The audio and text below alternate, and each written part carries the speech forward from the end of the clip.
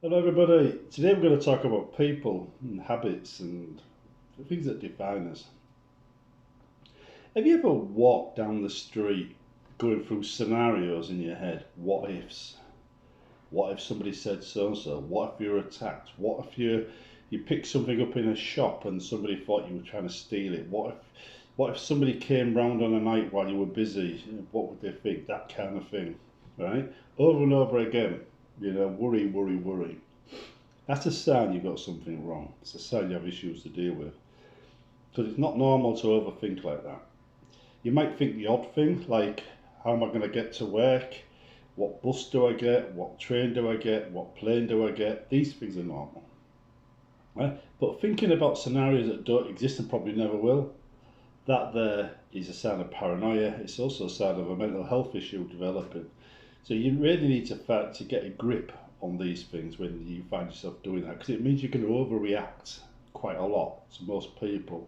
It means you're going to become that weird person everybody points at because they got no clue why you're acting the way you are. The other thing is to remember is leopards don't change their spots.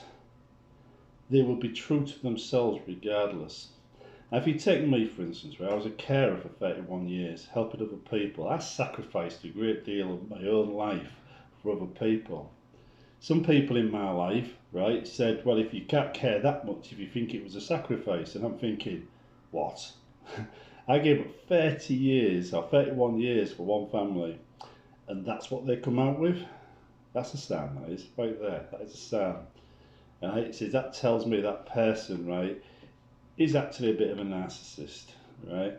She said that because she had to take over the job I was doing and clearly didn't want to.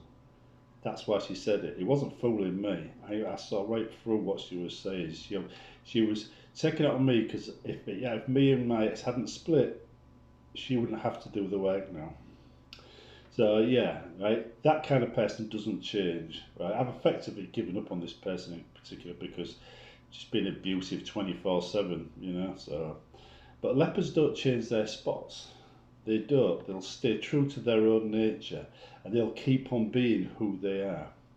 This means if you, as I've said in previous videos actually, if someone blames you for something and you know you're innocent, don't defend yourself, right? Just watch. We'll see who acts like that and who doesn't. If you've got someone who's an absolute sex maniac and accuses you of wanting to get in their pants, you're going to think of it this way: who's the sex maniac, and who's the one that can manage to live a normal life without wanting to screw everything inside? Leopards don't change their spots; they're true to themselves. Thieves will be thieves. Helpful people will be helpful people. You can usually rely on a person continuing to be who they say they are. Certainly when they're acting like they don't care or stuff like that, they're pretending to be something they're not. They're opting out of reality. That's another sign they've got a health issue. But if you actually talk to somebody and they try to put up a front, try to pretend to be something they're not, they can't keep it up. They can't keep that pretense up for long. They will eventually drop the mask, and they'll get angry at you for having forced them into it, when actually they're the one that created this false impression of themselves, and they're the ones that found they couldn't keep it, or couldn't maintain it long enough to keep up the facade. So these people will eventually reveal who they are. You've just got to be patient. Now remember, person's actions, they usually tell us something about them, right? You can read between the lines. Now, just to give you an example, right? Suppose you were going to leave a company and you wanted that company to miss you, right? You had no intention of going back, but you wanted that company to miss you because you were a valuable worker and they'll let you go, right? That says something about you, and it's not a nice thing, because what you should be thinking is, if you're leaving that company, you don't care what they think. You don't care if they miss you because you're gone. You've moved on in your life, right? You looking back like that at something that is no longer part of your life is in itself a harmful act. It shows you on the road to a mental health issue again. You shouldn't be looking back at what people you've left behind think. You should be looking forward at what the people in front of you think and dealing with them on a one-on-one basis, well, where possible. Obviously, if you just be yourself, you'll attract people to you that like who you are. If you try to be something else, people that come to you will come to you thinking you're something you're not, and you've got a problem there. So yeah, right, what you do and the reasons you do it for, right, are an indication of whether you're going to be healthy and sane in the future, or whether you're going to be unhealthy and have mental health issues. Now, you see memes popping up on Facebook all the time. One of them says, don't tell anybody too much, be suspicious of everybody. And I thought, and everybody liked it and ticked it, and I thought, so basically what you're saying is everybody should be paranoid. You're encouraging paranoid behaviour. The writer, the person who did these things, there's a load of them. I mean, there's one here. Some of them are good, some of them are. Paper quotes, there's a bunch of others kicking around, all doing the similar things, right? So, but they come out with quotes sometimes which are not good ideas.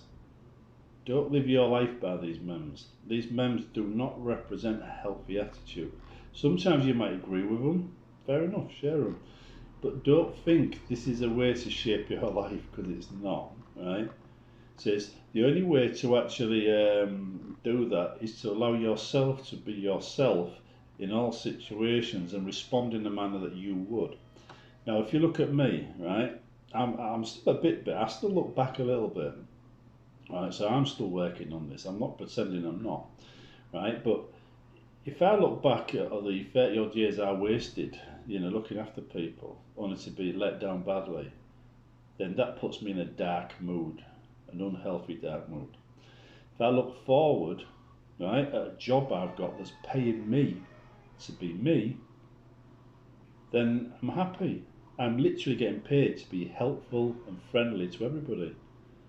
And meanwhile, I get to deal with bullies. Another thing I don't like is bullies.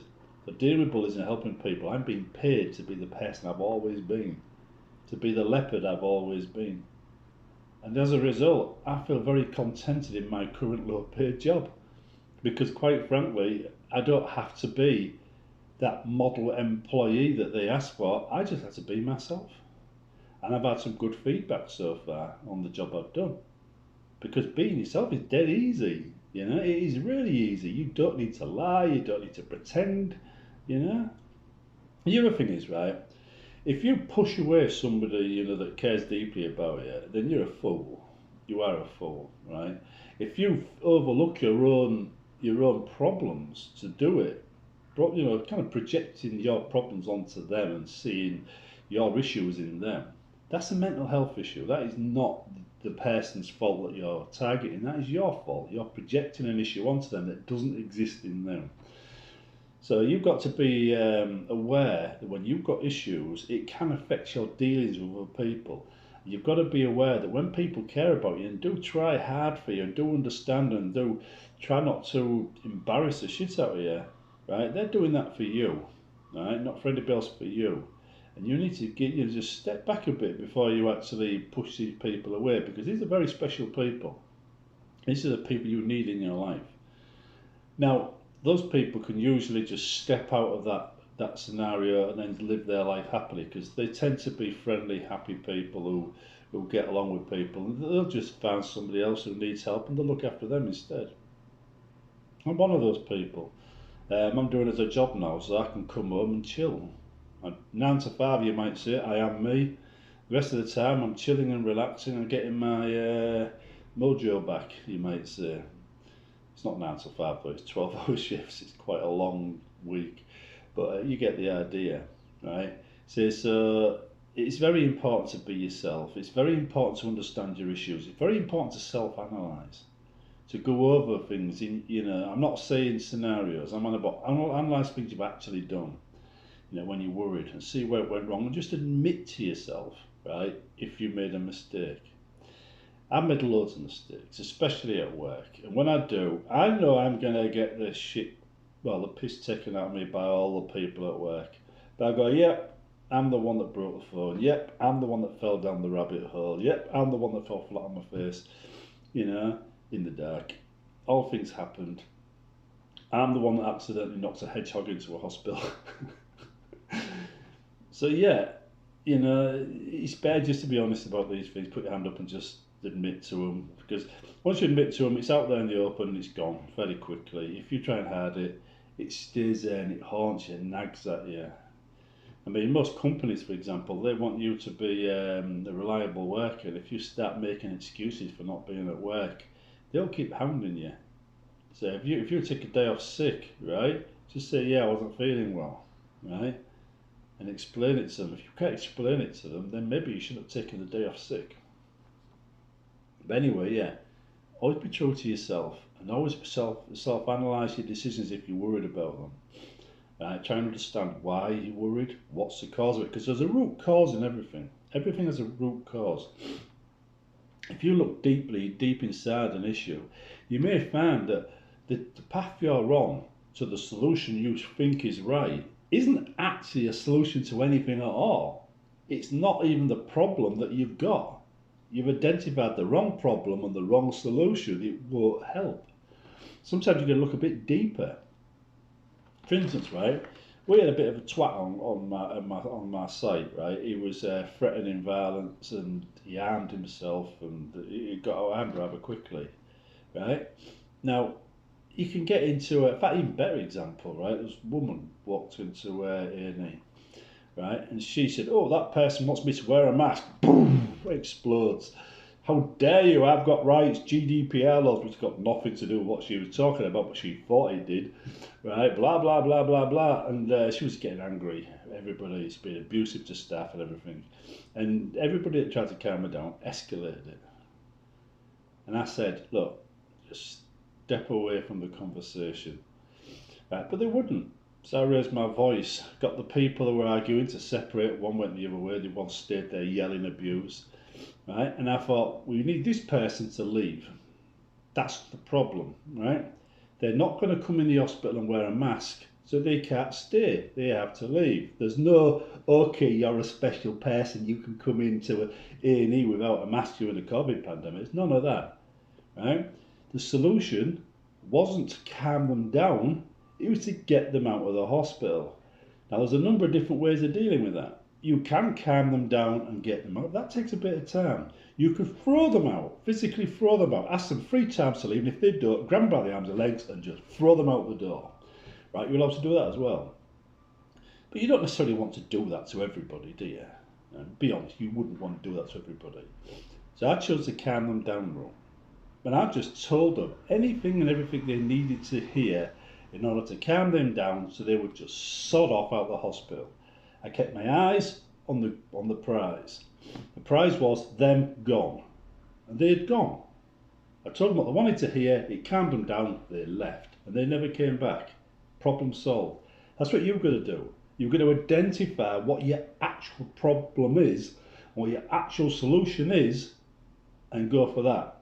Don't get caught up in the he said, you said, I said. That's a waste of time. That is a complete waste of time. It says, you said this, I said that, we've got to resolve this. No, we don't. We don't have to resolve that, right? That is not the problem. If someone's got an attitude with you, that's the problem. Not what they said, it's their attitude. So if someone said something to you and got you mad and you responded to them, right? And then you thought, well, these guys have to take that back. You're stuck in a vicious cycle. Second, you try to get them to apologise for words that they've said, then they'll say, you're going to apologise for this, they're going to apologise for that, this, you, them, you. You're never getting anything done. You're not. So focus on the end goal. It's the attitude. You get them to back off from that attitude. Then all the conversation is gone. It's meaningless. It's a thing of the past. Once the attitude is checked, problem is solved. Keep your eyes on the prize. When you're self-analysing, don't drift off in one of those vicious loops where you're doing scenarios like I said at the beginning of the video. Keep your eyes on the prize at all times, right? And if you don't really have much experience in trying to get down to the nitty-gritty of a problem, just practice. Practice makes perfect. You'll grow as an individual when you can see through all the nonsense and get right through to the core point. Because you can solve a lot of problems when you can see the core point that's creating all the mud. Because if there's lots of mud around, you won't see the core point. You've got to be able to have the skills to move the mud out of the way and see what you're talking about. See you in the next one, folks. And remember, be true to yourself.